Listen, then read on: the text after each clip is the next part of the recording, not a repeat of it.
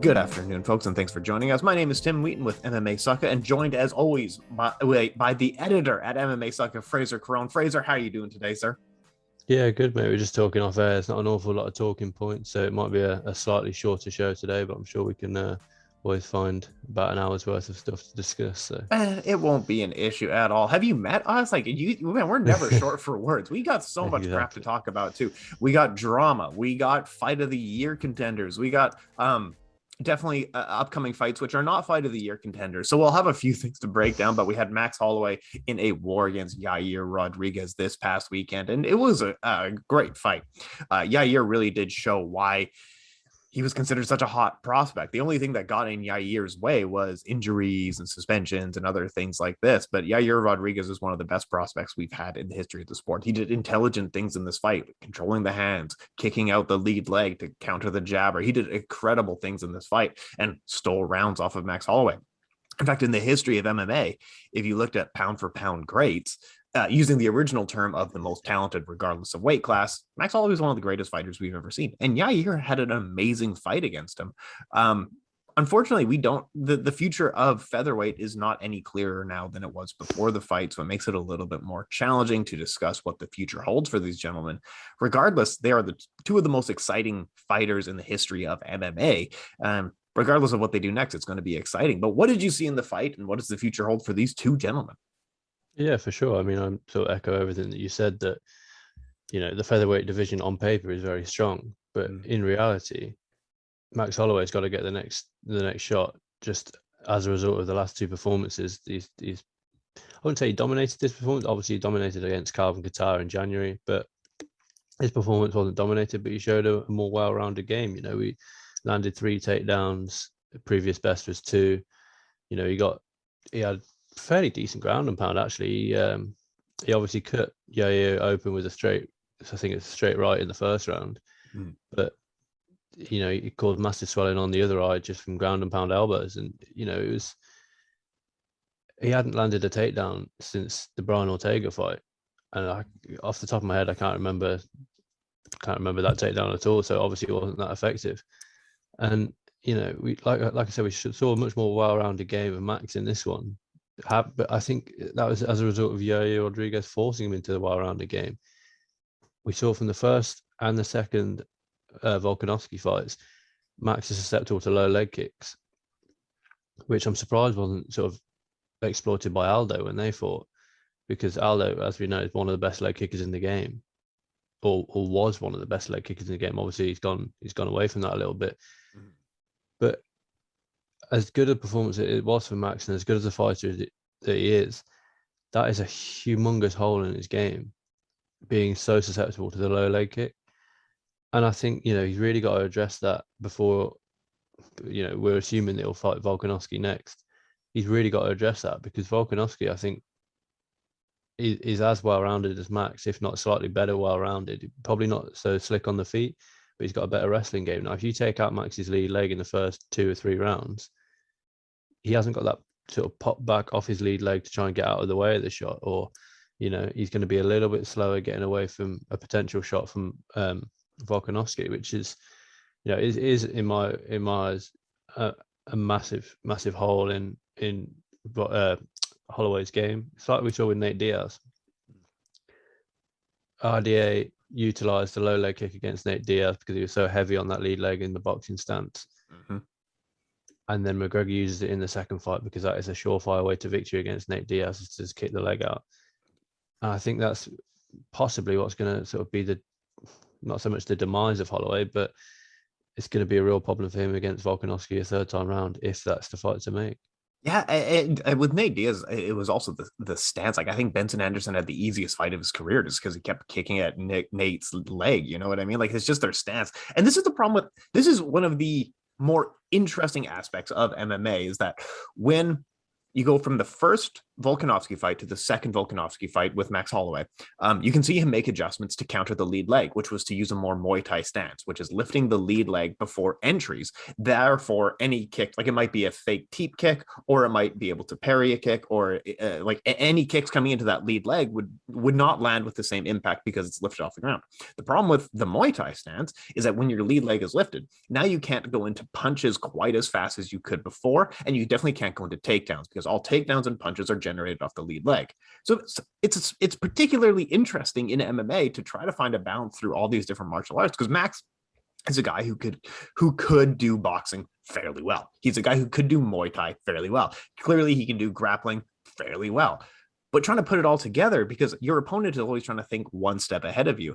So it's a particularly interesting fight where Max is never going to have the same stance fight to fight, depending on what he's doing, depending on what the game plan is. Now, one of the people that was thrown out against him, with Yair timed those kicks really well. Max was trying to counter him, but Max was he did counter a few kicks, throwing 1-2s. He blocked a couple. He went for takedowns off of a couple, and a few of them landed. You never knew what was going to happen in each exchange, right? It was a really interesting, fun fight. Yeah, exactly. And like you say, Max was able to.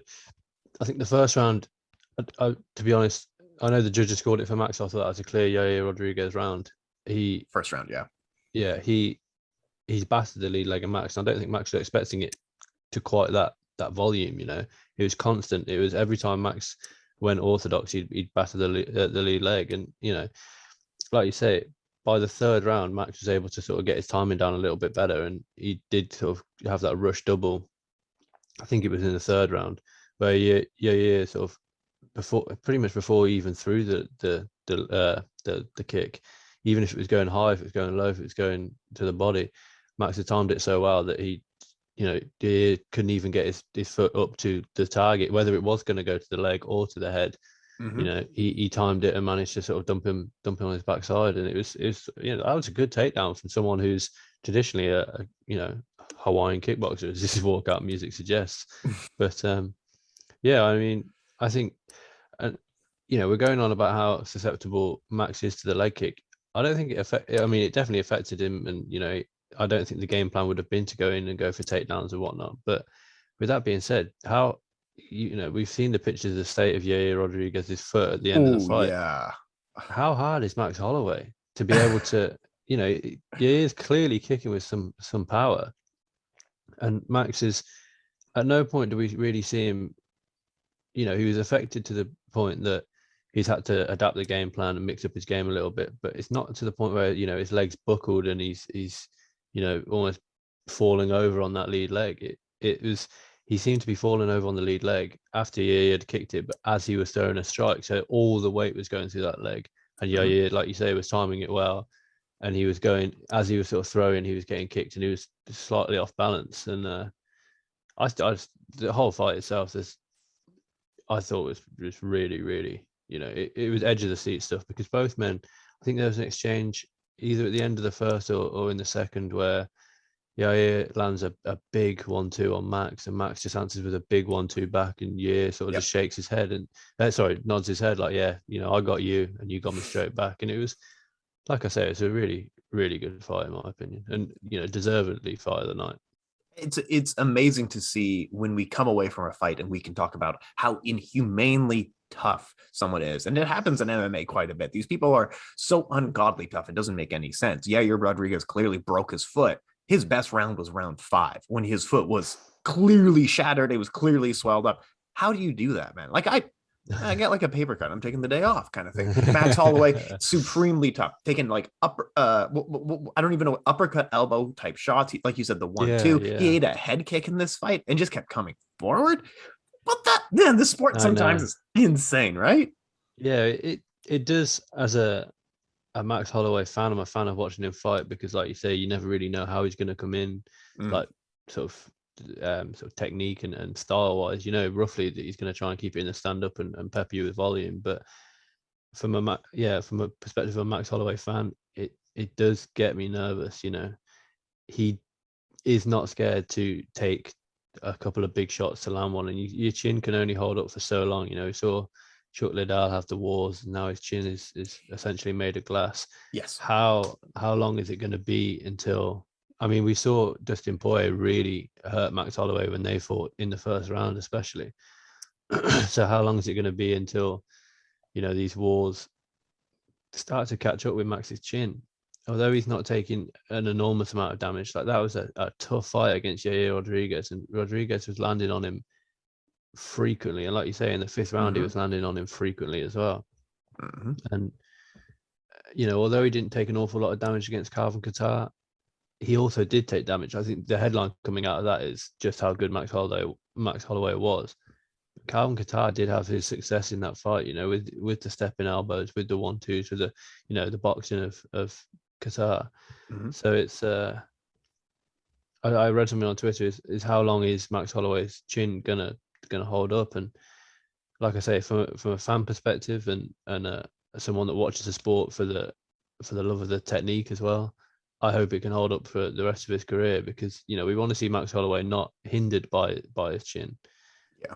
But once you've been, he's never been knocked down, yes, but once he does get knocked down, if at all he does, how is he going to sort of react back to that physically? Not mentally, because I think he's mentally, we've seen him in these wars, especially at the weekend, but how is he going to react physically? So sorry, how's his body going to react to, we've had all these wars, and now we've been dropped,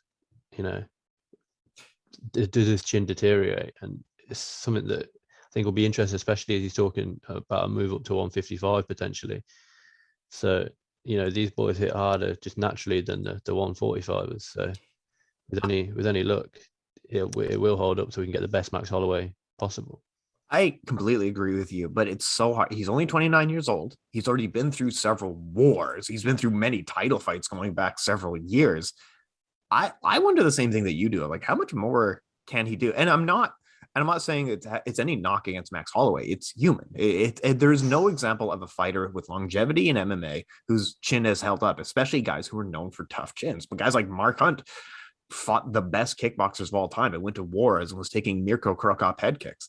His chin didn't last. Like, it's just part of, there's no possible way that your chin will last. Like you said, Chuck Liddell was going through wars. Part of his technique was just toughing it out. He was getting knocked out. Those last 5 fights, he was getting knocked out in the first round, right? So I do wonder that the same. Now, moving up to lightweight, I mean, it's tough to say, because clearly he's going to have some close wars with Volkanovski. We can roll back that fight 10 times and maybe we get a few different results here and there. But if he beats Volkanovski, like, it just makes sense. It's frustrating because no matter what happens, no one's going to feel satisfied with the result, right? You know exactly, what I mean? Yeah. I mean, it's so what people have thrown out. Max himself has maybe kind of discussed it. The other gentleman has kind of made an awkward video about it. What about Max Holloway versus Conor McGregor 2? What do you think of this fight? Let's say at 155. What do you think of that fight? Yeah, I think if it does happen, it needs to be sort of towards the back end of next year, because Max, I think when he did go up to fight Poirier, he was just not cutting weight. He wasn't in a 155 frame. Yep. I think that would be a fairly straightforward fight for Max. I can't lie. McGregor is that's interesting analysis. That's really interesting you say that. Go on, make the point, make the case though. Because he hasn't got a famous cardio, and Max is, if he can survive for the first round, because we know he's a slow starter. Like I said, I'd be pretty confident that he lost the first round, although the judges gave it to Yair this weekend. Yes, a mix. I think two gave it to Yair, and the other 2-1. Yeah. But, if he can survive off the first round, which he struggled against Poirier his last time up at 155, it's the volume of Max. McGregor can't really throw these counter shots if Max is going with 3s, 4s, and 5s. It's McGregor will naturally have to sort of shell up slightly as to not be susceptible to the 3, 4s, and 5s that Max Holloway will throw. And McGregor is essentially a slick counter striker. He very rarely leads the dance, as it were. And Max, we saw him in the 5th round. He wasn't tired. Yes, he was breathing heavy, but he could have gone another 5 rounds, I think. And it's the same against, when he fought Ortega and when he fought Kattar. And like you say, that video from McGregor was painful. that was what's he doing? What are you doing? Come on, mate. Like, well, come on, sit down. And it's so much better in your English. What's he doing? I just don't understand. I just know what are you doing. I just don't understand why he's squaring up to the TV. It's just like, well, he's acting like a 16-year-old on Snapchat. You know what I mean? Of like, this isn't some guy who's an adult with a child. Like, you set up the camera, Connor. We know it's you behind. Yeah. It's not like D's there in the corner, like, oh, look what I've caught Connor. He's pressed record and probably had to like rewind so that he finds when it's just I don't know. Each of their own. Obviously, it's created a lot of hype, but I think he's got his own problems of not having a win since however long. And I think Max Holloway is not an easy fight. I mean, but like I say, I think I'd want to see. I'd want to see him against Volkanovski next because there's not a clear contender in the featherweight division other than Max Holloway. Brian Ortega's just lost. I think Brian Ortega versus Yair Rodríguez is a great fight. You got Korean Zombie, but he lost to Yair, and I don't think he's a big sort of ticket seller, as it were. We've got Giga Chikadze coming through. No, go on. That's a good one. Qatar. Yeah, he's got a fight with Calvin Qatar. So I think maybe a win over Calvin Qatar and one more, he probably gets the title shot.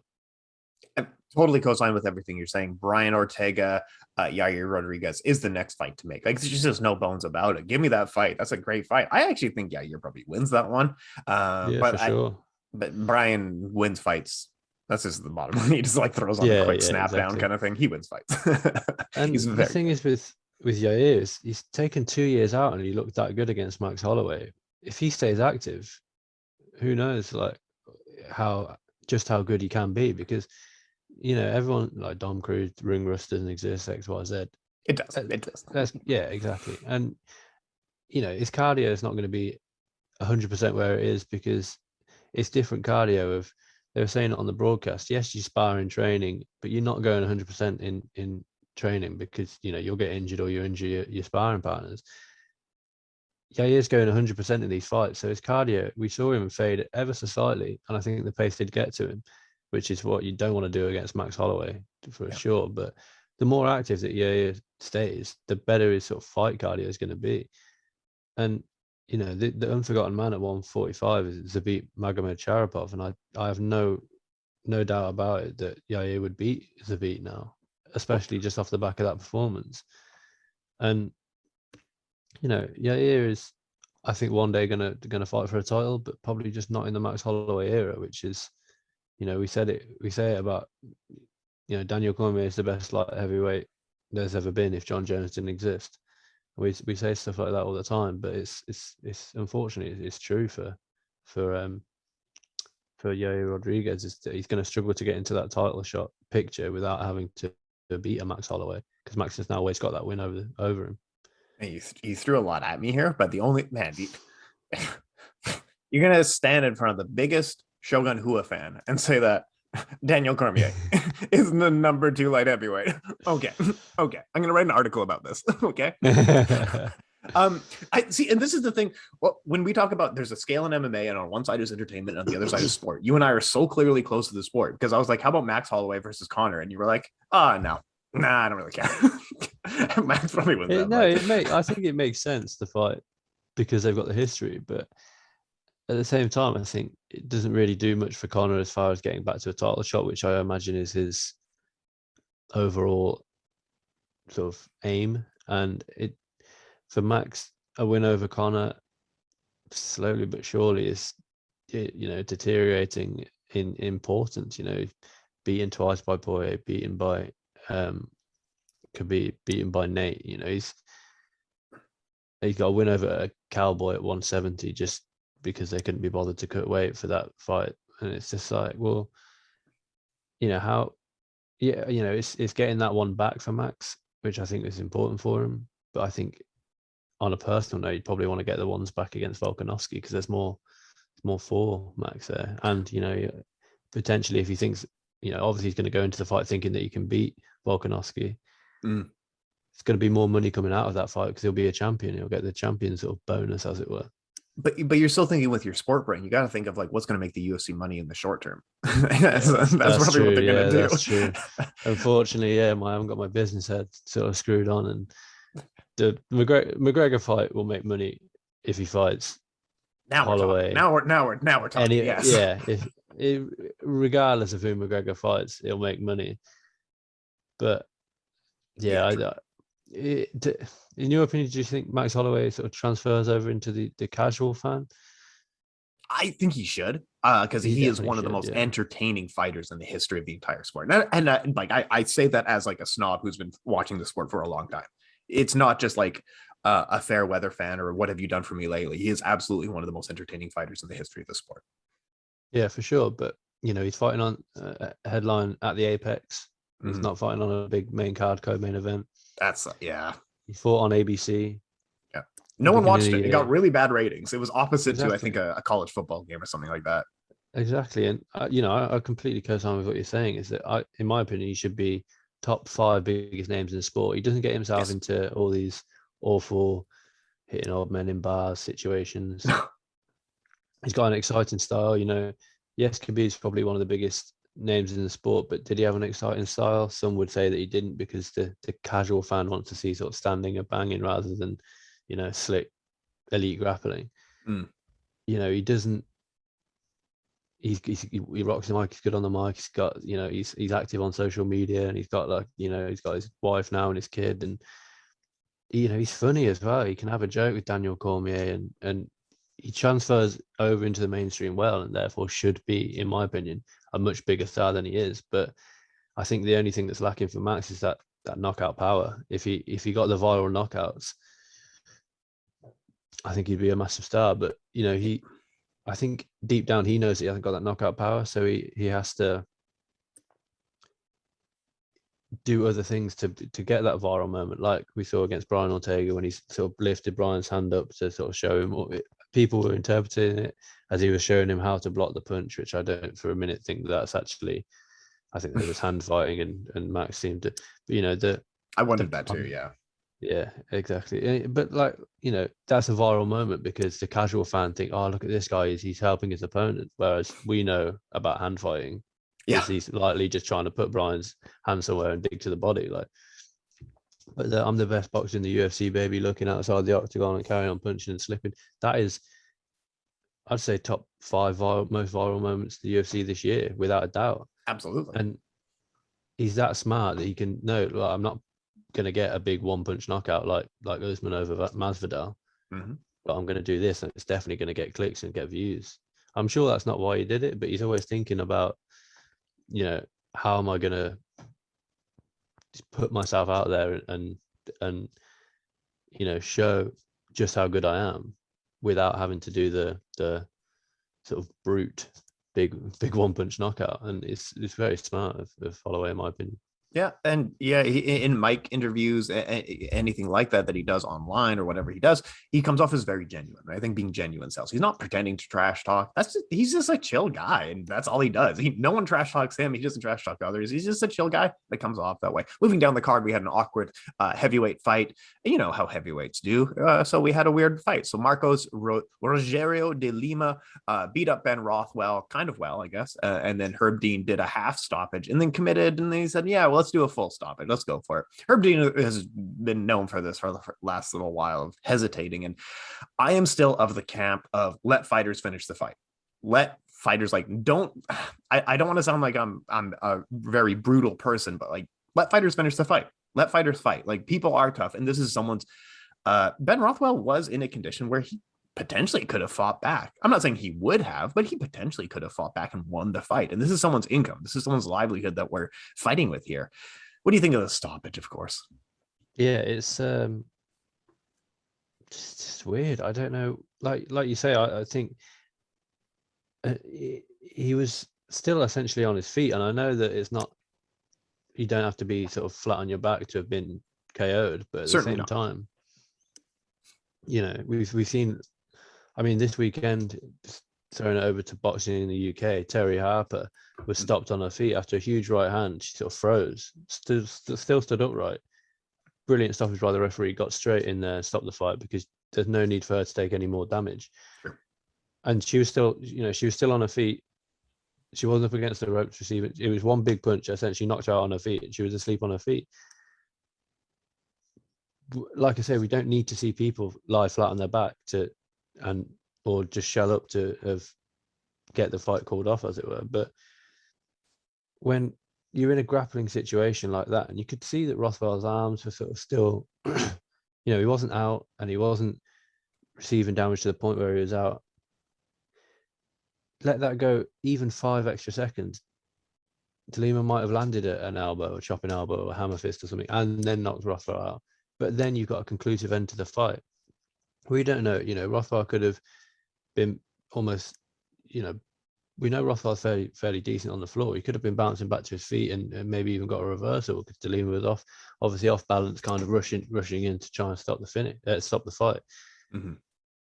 No shade on Rothwell or DeLima. They're just doing their job. DeLima's just doing what he needs to do. Rothwell's trying to fight back, but for Herb to touch and then come away and then go again, it's like the Marina Rodriguez Amanda Ribas fight where he essentially stopped the fight and then restarted it and carried. It's just. But I've seen a thread on Twitter of all of Herb Dean's sort of worst referee moments, which obviously get highlighted, but we don't. In Herb's defense, we don't see all the good stoppages that Herb does, because why would you? He's sort of doing his job, but people don't tend to get praised for doing their job. They get scrutinized for doing a poor job. When you do your job properly, no one's going to notice. This is what God told Bender in Futurama.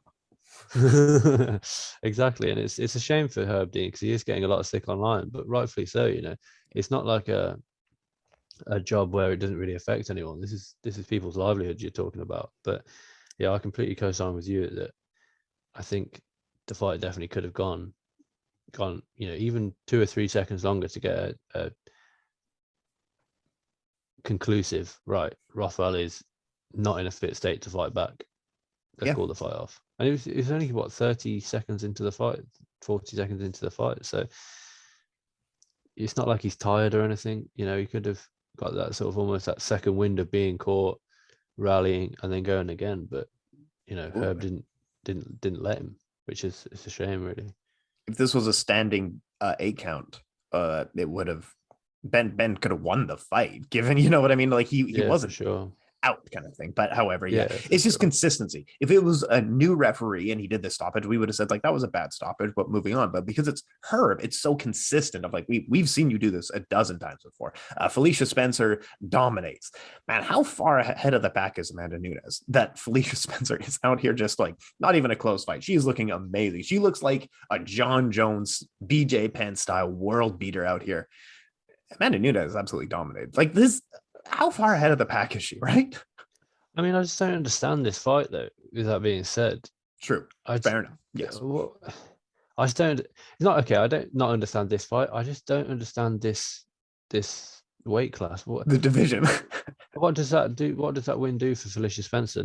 Nothing, because she's not going to get a rematch because it was so one-sided against Nunes. She lost to Norma Dumont at 145 as well. Dumont probably going to be next for the title, but no one's really talking about featherweight because it doesn't really exist. They created a division around Cyborg, and Cyborg left the promotion. So it's like, kind of, what's the point? And Spencer looked good, but let her look that good, as it were. She was being dominated up against the cage. So what did she do? Put herself back up against the cage in I think the second or third round. She's backing up, and sort of put her back up against the cage, and then made it easy for Spencer to then just close the distance and get back to what she does best. Mm-hmm.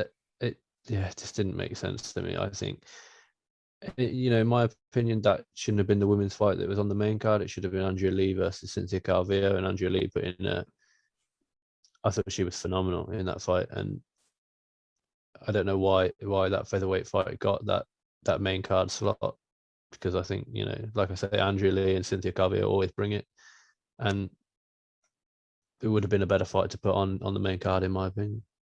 I Yeah, of course. I absolutely agree with you. KS Williams gets a win. Song Yadong, Joel Alvarez, Andrea Lee, like you said, Sean Woodson, who's a really good prospect, Courtney Casey, Rafael Alves, and Da Un Zhang all get a win on this card. Anyone else you want to cover off before I move to the next subject? No, it's just Joel Alvarez. I've always been a massive fan of Joel Alvarez. I think he's quality. You know, he's big and he's long for the weight division. The elbows that he was working into that fight, I thought were brilliant as well. You know, he's taking on Thiago Moises, who's just gone best part of four rounds with Islam Makhachev, and he finishes him in the first round by, again, the standing TKO. But that was a quality finish, because Joel Alvarez, I think, landed about 4 or 5 unanswered elbow strikes right to the sort of soft bit of the head above the ear of Thiago Moises, cut him open, cut his head open.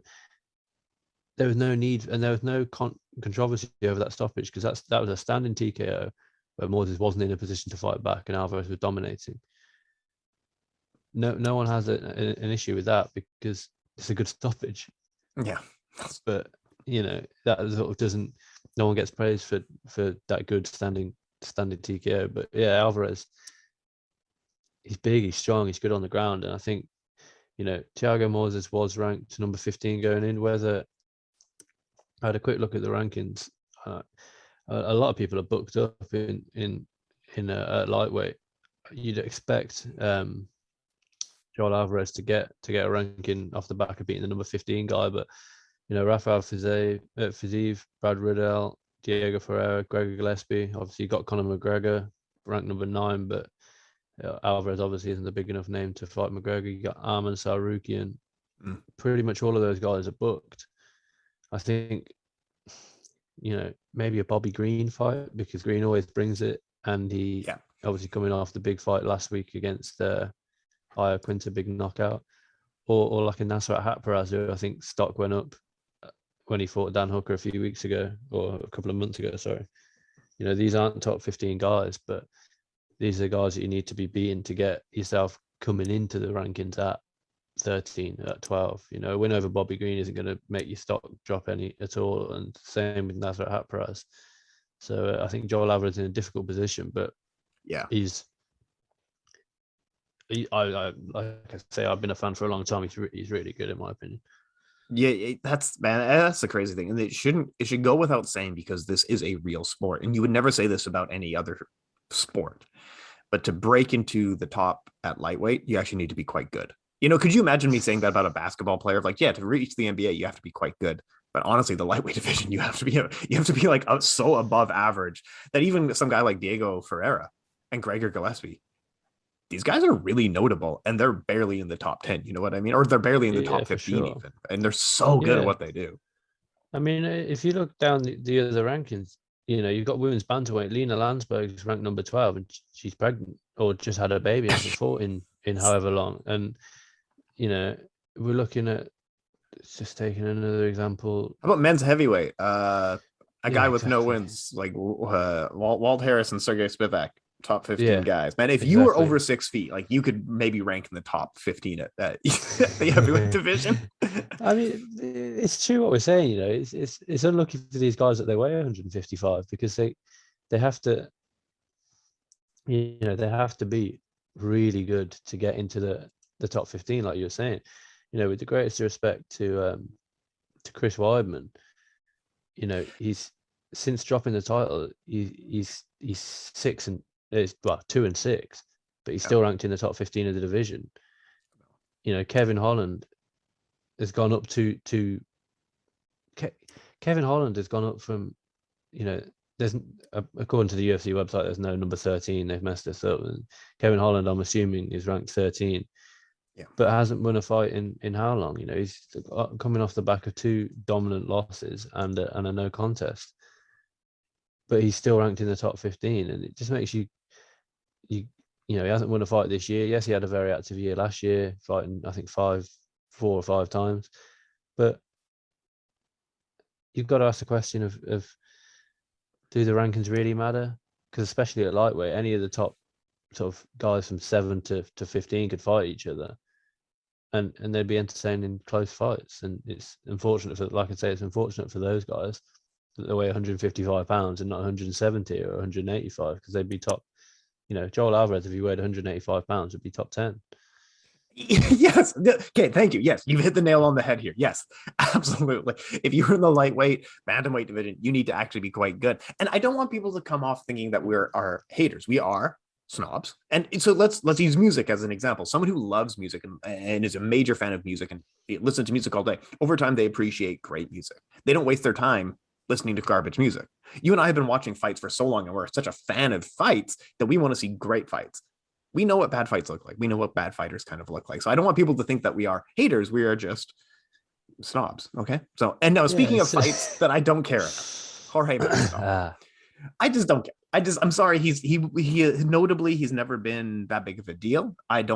He's been a journeyman for his entire career. Great respect to him because he's created a great brand around himself, and well-deserved. The guy who was fighting in Kimbo Slice's backyard, the Bodog, he fought at the Playboy Mansion. Well-deserved to him that he has a name and created a great name for himself. I've never bought his skills. However, he is a name, and we have to talk about him. He dropped out of a fight due to injury. Some people say it's a fake injury. Don't care. Whatever. What's next for him and what's next for Leon Edwards if you're playing matchmaker? You put up the article about 5 days ago. What do you think of the future of Jorge Masvidal? Yeah, it's a difficult one for sure. If I'm Leon Edwards, what do you do? You're not getting a title shot. No. It's clear for everyone to see that Dana White and the UFC guys don't want to give you a title shot. That's right. So you have to take another fight. There's no, unfortunately for Leon, he's the most deserving person probably in the UFC for a title shot at this point. And there's probably no way that he gets a title shot, you know. No. And I said rematch with Vicente Luque, that's a number one contenders fight all day. You know, both of them were on long winning runs, although Luque did drop the decision to Stephen Thompson. Since fighting Leon, I think he's 10-1 with 10 finishes. And you know, I was there for the Leon Edwards versus Vicente Luque fight in London a good few years ago now. I think it's 2018, and it was quite, it almost seemed like both men were hesitant of engaging too much because there was respect on each side, and Edwards came away with the victory on that night. But at the end of the day, if Edwards said, right, I'm not fighting until I get a title shot, he's not a big pull. So Dana White's going to be like, cool, you sit on the side. Doesn't affect my numbers too much. For Jorge Masvidal, it's got to be Colby Covington. I think it's a little bit sus that on well, for us it was a Sunday morning, but the Saturday night, Colby said, you know, Masvidal might as well pull out that fight with Leon Edwards and fight me. You know, it's a grudge match, XYZ. And then on the Monday or the Tuesday, Jorge Masvidal pulls out the fight. And I'm not saying that he's faking the injury, but could they not have just rearranged the fight? You know, okay, Masvidal's out with an injury or he's got COVID or whatever. I still don't think that we know what the actual injury is. But why can't they just delay that fight to the pay-per-view that Cyril Gane and Francis Ngannou are fighting on in January or February or whenever it is? Essentially cancel it indefinitely is a bit suspect to me.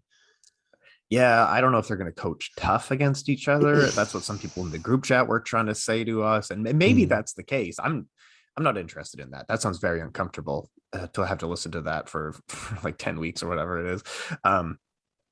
I don't know that Jorge Masvidal can win any meaningful fights. He loses to Colby Covington, no doubt about it. Yes, the trash talk 100%. Leading up would be, exactly. Like, we're talking about one of the better welterweights in the history of the sport versus a pretty good journeyman. And Nate Diaz, yes, these are good money fights, hype fights. Conor McGregor, good money, hype fights. And I think that's what Jorge's more involved in, or that's what he's trying to be a little bit more involved in, is money fights. I don't think he's after legacy too much. He wants to make money in the sport. And that's probably why people are speculating, like, clearly you dropped out of the Leon fight because it's not a winnable fight for you. That's a no-win fight right there. Either you beat a guy who has no name but extremely talented, or you more likely lose to a guy with no name. Leon Edwards, like you said, I don't know why you guys didn't rebook the fight. I don't know why Leon Edwards is straight up off the card. I do understand the UFC's frustrations with him of that. We gave you a Nate Diaz fight so you could try to really like make a name for yourself, make a highlight reel beating Nate Diaz here. And he's just like a watchmaker. He's like, I know each step that I do, and I'm never going to break character. I'm not going to do something that I don't do. I do the same thing.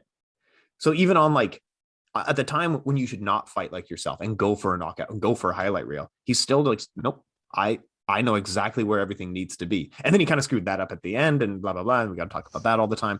But yeah, I don't know. People are talking about maybe Khamzat, Gilbert Burns for Leon Edwards. It's a fun fight. This is a fun division. As soon as you pulled Jorge Masvidal out, it got a lot more fun. All these fights are pretty good now, right?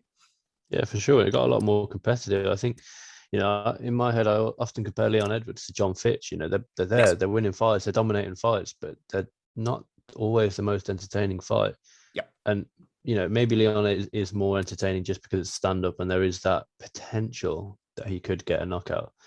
I think his last finish was at Peter Sabata. It was just sort of a ground and pound finish right at the end of the fight again. And with the greatest respect to Peter Sabata, it is what it. Yeah, that was his last finish.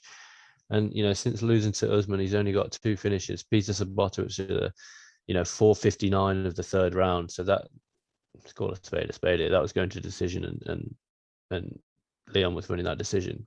Yep. If the referee hadn't have jumped in the last second. And, could Sabata have survived for one more second? Of course he could. He wasn't out. It was a TKO finish, and Sabata was just shelled up against the cage. And he's got a rear naked choke back in 2016. But, he's gone to decision with Luque, Brian Barberena, main event decision victory over Donald Cerrone. Yep. Split decision against Gunnar Nelson. Another main event against RDA. Yep. The eye poke against Bilal Muhammad, and obviously the victory against Nate Diaz. The unfortunate thing for Leon is I think he looked really good in that Bilal Muhammad fight until he poked him in the eye and rendered, Muhammad unable to continue. Mm-hmm. He probably could have finished that fight. That was the way it was going. He was landing the low kick, then landing the head kick on Muhammad. But like I said, Khamzat's a horrible fight for Leon Edwards because we haven't had to see him defend takedowns really. It is a bad fight for him. I agree. Go on. And he's a lot bigger. Khamzat just strikes me as a lot bigger than Leon Edwards. He struggles to make 170. Like he did exactly. a few, Exactly. And, he's a lot bigger than Leon Edwards, which I think would obviously aid in the takedown of Khamzat, the sheer size of him against Leon Edwards. I think that's a rough fight for Edwards. I think Gilbert Burns is maybe a rough fight for Edwards as well. I think With so that too, being yeah. said, Edwards does everything to the letter. He puts his hands where they should be. For the best part of 24 and a half minutes, he keeps his hands high on his defense and whatnot. And this is how you throw a kick. Leon Edwards will throw the kick like this, which could cause Gilbert Burns slight problems because, he doesn't overextend and overcommit to strikes, which means that Burns maybe couldn't get the takedown and work his jiu-jitsu like he did against Stephen Thompson. Yeah, I agree with you. Gilbert Burns is a tough one because he's a tough matchup for anybody in the division. He's so well-rounded everywhere. He's got a lot of power. He's got a great jiu-jitsu background. Like he's very tough for everybody. But Leon Edwards, even given that, he might be able to win the fight just with his watchmaker's attitude of like, nope, I'm just jab, low kick, jab. Like I'm going to keep you exactly where I want you, regardless of what you do. And I like the John Fitch comparison as well, where John Fitch could not get a title shot. He couldn't even get a fight on the main card. When he fought for a UFC title against Georges St. Pierre, he was like on an 8-fight win streak. He was tied the Royce Gracie record. I think one fight was not on the prelims. And that was back when the prelims weren't even aired. So no one knew, like we all knew who John Fitch was because his name was on paper. But at the time, like we'd only seen him fight like once. But yeah, exactly. Leon Edwards, comparing him to John Fitch, that's perfect. Hits the nail on the head there. So what the future holds for him, I don't know. He's got a couple of tough fights, but at least the division is fun, whether it's Gilbert Burns or whether it's Khamzat Chimaev. Great fun stuff ahead of us. I like it. And I like Leon Edwards. I quite like the guy. I quite like his story. Exactly, he's a cool guy, right? No, I like him. And, he's got, like you say, he's got a good story behind him. Grows up, 20 minutes and trains 20 minutes away from where I live. So, but, I think he's real as well. I don't think he's one of these fake guys that's just in it for the money, but he's in it for the love of martial arts. But sometimes that doesn't transfer over to we know that doesn't transfer over to the casual fan so well. True. Which is probably to his detriment. You have your true martial artists, and then you've got your businessmen, which would you say Jorge Masvidal's a true martial artist? No, he's a fighter. but he's also a good businessman, which is why he's probably earned a lot more money than Leon Edwards in his career. And he's a finisher, which is important. I'll totally co-sign with you. Now we got a little. I'm so glad that we're almost out of time because we don't have to talk about this upcoming card. Like I said, if you appreciate great music, you're going to listen to great music. Now, so this upcoming fight card, I don't know what to say on it. So we have Kaitlyn Vieira versus Misha Tate. Misha Tate spent a few years away. Now she has one win back in the UFC. Kaitlyn Vieira is, a mixed record in the UFC, coming off a loss to Yannick Kunitskaya in her last fight. Go ahead. What do you think of Misha Tate versus Kaitlyn Vieira as the headline fight? As the headline fight, I don't think it's a headline fight. I think Misha Tate is a headline fighter, but I don't think Kaitlyn Vieira is a headline fighter, in my opinion. Sure. But with that being said, Misha Tate looked really good against Marion Renault last time out. With that being said, we knew that was Renault's last fight, so she already sort of checked out, like a bit like Gian Vellante last week. She's not in it for I'm going to give up absolutely everything. And Tate did look good on her in her last fight. Mm-hmm. I mean, this does a little bit for the division, I guess. With Kaitlyn Vieira, I thought would be getting a title shot before she took all that time away. I think she took, I don't know whether it was due to injuries or not. She beat Kat Zingano by split decision, and then came back against Irene Aldana and got savagely knocked out. One of the most brutal knockouts in women's MMA history that I've ever seen, to be honest. The check left hook that just sort of timed Kaitlyn Vieira coming in.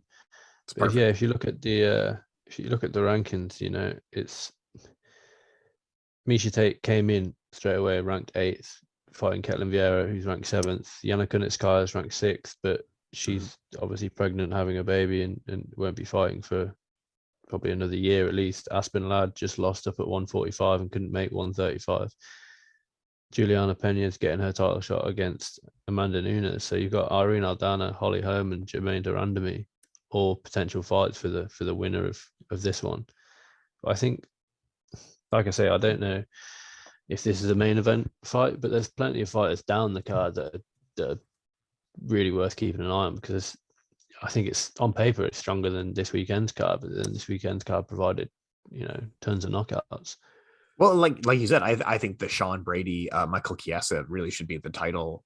Should be the main event, because this is a proper good fight. Sean Brady undefeated in the UFC, coming in. He's undefeated in MMA overall. A couple of submission wins in a row. Michael Chiesa is always kind of a headline guy. He's always he's good on the microphone. He's always fighting top 5 kind of range, coming off a loss to Vicente Luque. This is a really fun fight. This is a really great fight for the welterweight division. Now, I don't know who to pick in this one, and that's kind of the reason why I feel like it should be a headline fight. But I understand why the UFC wants Misha Tate in the main event. Yeah. I get it. She's a much bigger name, isn't she? Absolutely. And you can former champion Misha Tate XYZ, and yeah, I know. Like you say, I think Sean Brady comes into this one fairly well prepared. He's been preparing for Kevin Lee since his last fight. He's had 2 fights with Kevin Lee cancelled. Mm-hmm. I think Lee pulled out of both of them. It says on Tapology that Lee pulled out of the first one, Brady pulled out of the second, and that fight was ultimately scrapped. So he's, we know what Kevin Lee is, a good striker who will be looking to pressure you and get it down to the floor, which is pretty much what Michael Chiesa is. He's a reasonable striker, but he's going to want to work his jiu-jitsu. And we saw against Vicente Luque that if you don't sort of use correct technique and getting up to your feet from a grappling situation, he leaves himself open, Michael Chiesa, and that's happened in his last fight. I mean, I really like Sean Brady. I think he's really good. Like you say, he's got back-to-back submission victories against, and his last one was against Jake Matthews, and Jake Matthews is well regarded. If you know anything about sort of fighters that are constantly headlining the sort of prelims, as it were, Jake Matthews is there, and Sean Brady dealt with him fairly. I think he was on his way to from what I remember, he was on his way to a decision victory, but then had that killer instinct to try and finish it, which is what we always like to see. It's a fun fight. Like that's the thing is like we want fights where it's not very obvious who's trying to win or who they're trying to push over the top. That's a great fight. That's a great one right there. But yeah, looking down the card, I don't know what else to point out. We have K1 Heroes champion Hani Yaya still fighting, and that's great to see one of the old men of the world still fighting in the UFC, and good for him. And he's got a tough fight in Kyung Ho Kang from South Korea. What else do you see on the card that you're kind of into? What else do you see here? Yeah, from a British perspective, we've got Joanne. Well, Joanne Calderwood, as people know, she's Joanne Wood now. Because I believe that she got married to the head coach at Syndicate, John Wood. I think I know they were together, and it says on Tapology Joanne Wood, so it's Joanne Calderwood. Anyway, yeah, she would now obviously, too, yeah, coming off the split decision loss to Lauren Murphy, which obviously got Murphy a title shot. She's fighting Talia Santos on fairly short notice for Santos, and she's coming off the victory over, Roxy Modafferi. Calderwood was supposed to fight Alexa Grasso, and that obviously isn't going ahead now. Grasso withdrew, which is a shame. Got Davy Grant back. He got two big finishes, but then he was fairly dominated by Chito Vera last time out. We got sort of almost friend of MMA Sucka, Lupi Gonzalez stepping in again on short notice against. She fought twice in October. Now she's back in November. Lupi is the best. And it's this attitude that gets you. Yes, she didn't win last time out, and yes, she lost her debut to Jessica Penne, but in my opinion, who cares? We were saying earlier that X, Y, and Z shouldn't be in the rankings because they haven't got a win. Lupi Gonzalez is a lady anywhere between 125 and 115 has pulled out a fight. Get Godinez on the phone and she'll turn up. A week after she performed last time, she turned up. Now, no more than sort of 3 weeks after, a month after, she's turning up on short notice again. It's great to see, in my opinion, and also I'm looking forward to Terence Mckinney. He's 11-3. He's on a 4-fight win streak, and I'm pretty sure he took his UFC debut on short notice and ended that fight in 7 seconds against Matt Favola. Mm-hmm. He's big on Twitter that I see. He's a captivating personality, as well, and he has picked up losses. 3 finished losses. He had a doctor's stoppage, a leg injury back in 2018. He lost to, as you mentioned, Sean Woodson on the Contender Series, and then he lost to Derek Minner, who himself made it to the UFC, and he's got a fight coming up on against Ryan Hall, but he's bounced back well, and he's got 3 finishes in a row now. Whether he'll get a quicker finish than he did last time out in 7 seconds, I highly doubt it. But with that being said, I think he's definitely one to keep an eye on. I think it's 155 pounds he'll be fighting at. So yeah, Terence Mckinney is definitely one to keep an eye on because he's so young as well. He's only 27. That means he's got at least, if he keeps on this winning run, he's got at least 6 years at the top. Look at that. No, I love it. Thanks for keeping an eye on like what fighters we most want to look out for our fans here. Coming up, we have the Vieira versus Tate, followed by Font versus Aldo, which we'll sit down next week and discuss, because I think the Font Aldo card is great. Like the headline fight, you have Brad Riddell and Rafael Fiziev on it, Jimmy Crute, Jamala Hill. You also have Manel Capa's back. It's that Font Aldo is really good, followed by UFC 269. I feel like I've been waiting for this fight all year. I'm so excited for UFC 269. So we got a couple of real exciting cards coming up, and you said we wouldn't be able to fill an hour. I know, I did think, but then when you put people in the rankings that aren't meant to be in there, I could talk all day about it. So if it's complaining about the UFC, we got a full hour show that we can do. This week we got a few things. I've been traveling around, and we with the parent company of MMA Sucka, we've launched a lifestyle website, so we'll have some more travel guide stuff on that. So keep an eye out on my Twitter and other stuff, and I'll make sure to share it for you guys. But Frazer, what do you got going on this week? Where can the people find more of you? Yeah, there's plenty going up on MMA Sucka this week for the Tate Vieira card. We'll have previews for various fights up and down the card. I've got an article coming out, I think later on this week, about 5 fighters that we haven't seen in a while that's still signed to the UFC. Just, who remembers Tyson Pedro? Oh Brilliant yeah, he's prospect really at the time. good. Exactly, and he's, he got some good wins, and he had some disappointing losses, but we haven't heard from him in so long. So I've got 5 fighters we want to see back competing in the UFC piece coming up probably later on, maybe Thursday, Friday this week, and then like I say, we'll have results and staff picks and everything going into the weekend's card. Wonderful. Keep an eye on us. The links for the website and Twitters where you can keep track of everything that we're doing is down below. Folks, have a wonderful week. My name is Tim Wheaton with Tim Wheaton MMA Sucka, joined as always by Frazer Krohn. Cheers, folks. Thank you very much.